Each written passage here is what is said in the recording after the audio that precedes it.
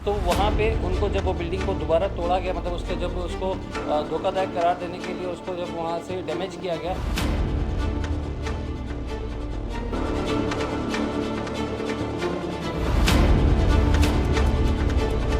20 जून 2023 को मेरे पास आए थे कि हमारी बिल्डिंग C1 कैटेगरी में हो गई।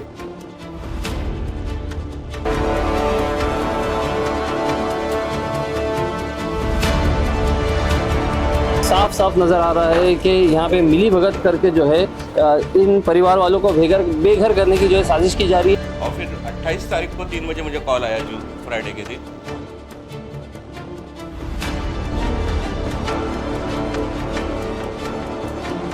मतलब बस उसने तोड़ा और डायरेक्ट महानगर पालिका में सब फोटो खींच के और एक लेटर अर्जी बना के म्यूनसिपालिटी में डाल दिया कि ये मैं ये जगह खरीदा हूँ और ये बिल्डिंग धोखा रहेगा, कल को बैठ जाती है तो उसका जिम्मेदार मैं नहीं रहूँगा।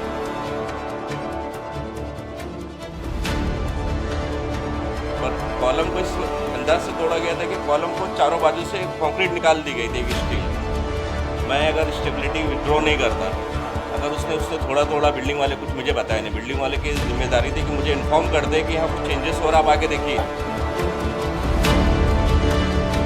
थोड़ा तो सीलिंग से क्या हो जाए कि ऊपर के लोग नीचे आ जाएंगे, बड़ा हादसा हो सकता है ये। इस हादसे से बचने के लिए मैंने विड्रॉ किया। अगर उन लोगों ने दोबारा रिपेयर कर दिया तो आप दोबारा स्टेबिलिटी। अब्दुल रहमान उसका नाम है कि मेरा बाप पुलिस वाले में, मैं ये कर डालूंगा वो कर डालूंगा, जो भी बात करने का हो म्यूनसिपालिटी में आओ ये करूंगा। मतलब इस तरह से धमकी देता है हमको। आप डायरेक्ट किसी बिल्डिंग को तोड़ नहीं सकते, अगर तोड़ते वक्त कोई हादसा होता कौन जिम्मेदार रहता। नीट और JEE की तैयारी कराने वाली हिंदुस्तान की मशहूर शाहीन क्लासेस अब आ गई है आपके शहर भिवंडी में। शाहीन क्लासेस के मेथड्स बिल्कुल अनोखे होते हैं, जिसका नतीजा ये है कि भिवंडी में पहले ही साल 2 स्टूडेंट्स ने नीट में 700 से ज्यादा मार्क्स स्कोर किया है। अब हर होनहार बच्चे को मिलेगा बेहतर स्टडीज का मौका। शाहीन क्लासेस में स्कॉलरशिप के साथ साथ फीस में भी काफी डिस्काउंट है, तो आज ही अपनी नीट, JEE और CET की तैयारी शुरू कीजिए शाहीन क्लासेस के साथ। Below MS creative school, near Baradari hotel, Vanjarpatti Naka, Bhiwandi.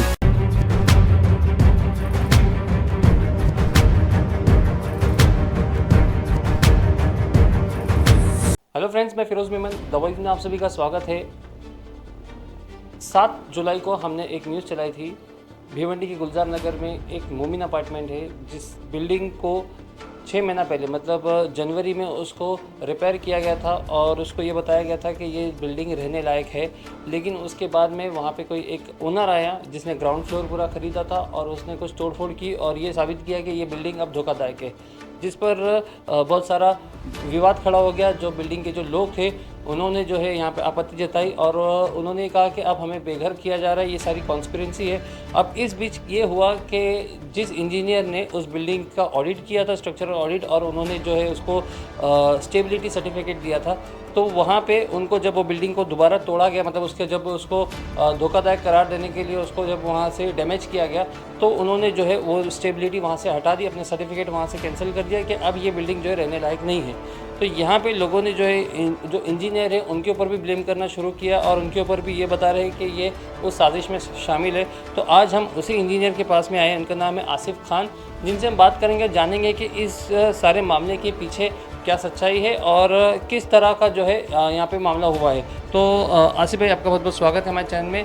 तो थोड़ा सा हम आपसे जानना चाहेंगे कि उसमें पूरा मामला क्या हुआ था, दरअसल क्या हुआ था, थोड़ा सा आप विस्तार से बताइए। 20 जून 2023 को मेरे पास आए थे कि हमारी बिल्डिंग C1 कैटेगरी में हो गई, पावर कट गई है, मोटर चले गए, आप उसका विज़िट करें और देखें अगर ऑडिट होती है तो ऑडिट करें। तो हम उसको विज़िट किए और 22 जून को हम 2023 को हमने उसका विजुअल किए और 23 जून 2023 को हमने स्ट्रक्चरल ऑडिट किए। जब हमने स्ट्रक्चरल ऑडिट किए तो हमने पाया कि ये बिल्डिंग C2B कैटेगरी में, यानी इसको रिपेयर करके रहा जा सकता है। और हमने कुछ काम बताया कि अगर आप काम कर लेंगे तो हम स्टेबिलिटी लेटर दे सकते हैं। मतलब बहुत ज़्यादा धोखादायक नहीं थी, धोखादायक नहीं थी, हाँ, पूरा रिपेयर किया जा सकता है। तो बिल्डिंग वालों ने पूरा बिल्डिंग को रिपेयर किया, परमिशन निकाला गया, उसको बिल्डिंग को रिपेयर हुई। जब रिपेयर हो गई फिर हमने उसको चेक किया और 30 जनवरी 2024 को हमने एक लेटर दिया कि ये बिल्डिंग रहने जैसी है, इसकी स्टेबिलिटी लेटर है, लेटर दिया गया। और 7 जनवरी को लेटर कॉर्पोरेशन में जमा हुआ। उस लेटर के बेस पे कॉर्पोरेशन ने फिर लेटर इन्हें दिया कि आपकी बिल्डिंग रिपेयर हो गई है, आप पावर लगा सकते हैं। फिर ये हुआ मतलब कॉर्पोरेशन ने ये तस्लीम कर लिया कि ये बिल्डिंग अब धोखादायक से बाहर है। हाँ, लेटर दिया ना, ये लेटर दिया है कॉर्पोरेशन ने, और उसमें ये भी लिखा है कि मेरी जो डेट की वैलिडिटी है ना, पीरियड देखिए यहाँ लिखा हुआ है, वहाँ तक वो उन्होंने दिया। अच्छा। ये लेटर उन्होंने कॉर्पोरेशन ने दिया। और फिर 28 तारीख को 3 बजे मुझे कॉल आया, जो फ्राइडे के दिन, कि वो बिल्डिंग में ऐसा ऐसा कुछ तोड़फोड़ हुई है कॉर्पोरेशन की तरफ से, हम वापस से रीचेक करना चाहते हैं। तो कॉर्पोरेशन के लोग आए, पूरे वीडियोग्राफी हुई, ग्राउंड फ्लोर लॉक था, फर्स्ट फ्लोर एवरी रूम उन्होंने जाके चेक किया, first floor, second floor, third floor, और उसके बाद जो ऊपर टेरिस पे गए, पतरा शेड देखे, बोले बिल्डिंग तो रिपेयर हो गई है। फिर ग्राउंड फ्लोर पे ओनर को बुलाया गया, तो पता ये चला जब उससे बात की गई कि बाय फोर्स तो तोड़ा गया। बिल्डिंग के लोगों ने बताया कि उसने हमें ये बोला कि मैं इसलिए तोड़ रहा हूँ कि मुझे रिपेयर करना है। अच्छा। पर कॉलम को इस अंदाज से तोड़ा गया था कि कॉलम को चारों बाजू से कंक्रीट निकाल दी गई थी एक स्टील की, तो वो उसमें क्या धोखादायक बिल्डिंग हो जाती है। और जैक हैमर लगा के सीलिंग भी तोड़ी गई है, ऐसा बिल्डिंग वाले बता रहे हैं। और बिल्डिंग के भी लोग मौजूद थे और कॉर्पोरेशन के भी लोग थे। ओनर से बातचीत हुई तो ओनर ऐसा तैयार नहीं, तो मैंने उसे रिक्वेस्ट किया कि इसको रिपेयर कर दो, तो बिल्डिंग वालों को, तो वो तैयार नहीं था। तो जब आपने इंस्पेक्ट किया था, इसके पहले जब ऑडिट किया था, फिर रिपेयर किया था, तो तब वो हिस्सा टूटा हुआ नहीं था, वो सब पूरा अच्छा था? सब अच्छा था। हाँ, नहीं, अगर स्टेबिलिटी विड्रॉ नहीं करता, अगर उसने थोड़ा बिल्डिंग वाले कुछ मुझे बताया नहीं, बिल्डिंग वाले की जिम्मेदारी थी कि मुझे इन्फॉर्म करते कि यहाँ कुछ चेंजेस हो रहा है, आप आके देखिए, तो हम कुछ लेटर डालते ना कॉर्पोरेशन में ऐसा हो रहा है।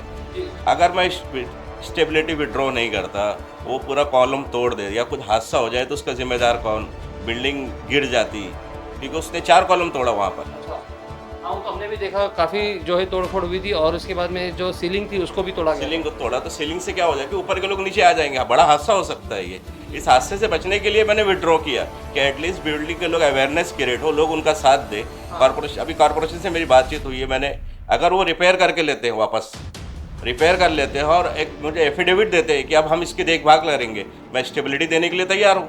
अच्छा, मतलब अगर उन लोगों ने दोबारा रिपेयर कर दिया तो आप दोबारा स्टेबिलिटी दे दो? हाँ, उसको एनडीटी टेस्ट होगा, उसका जो मशीन लाके उसको टेस्ट किया जाएगा, रिपोर्ट अच्छी आएगी तो हम उसको वापस से स्टेबिलिटी दे देंगे। तो मतलब आपका ये कहना है कि आपने जो स्टेबिलिटी सिर्फ इसीलिए हटाई, जो आपने जो सर्टिफिकेट कैंसिल किया या तो फिर जो विड्रॉ किया आपने, क्योंकि वो बिल्डिंग अब वापस से धोखादायक हो गई? हाँ, क्योंकि 4 कॉलम भी ब्रेक हुए और जगह जगह पे सीलिंग को ब्रेक किया गया, वो भी हैमर से। जैक हैमर एक आता है, उसमें वाइब्रेशन होता है, और वाइब्रेशन से मुझे चेक करना है कि और कॉलम पे इफेक्ट पड़ा है कि नहीं पड़ा है। जो दिख नहीं रहे हैं तो वो मशीन लगा के देखना पड़ेगा कितना कंक्रीट में कितना डैमेज हुआ है वो। तो जिसने ये हरकत की तो उसके ऊपर तो फिर क्रिमिनल केस दाखिल होना चाहिए। ये कैसा है कि कॉर्पोरेशन के कानून के अंदर क्या है, अभी क्या कॉर्पोरेशन उस पर क्या एक्शन लेती है, वो हमारा काम नहीं बताने के क्या कानून है। हम सिविल इंजीनियर है कि हमें जो नज़र आ रहा है, विजुअल क्या दिख रहा है, विजुअल तो हमें क्या दिखा है, को टूटा हुआ दिखा, पर बहुत से कॉलम में वो जो वाइब्रेशन को उसका इफेक्ट गया हुआ वो मुझे चेक करना है, और वो क्या मशीन बताएगी।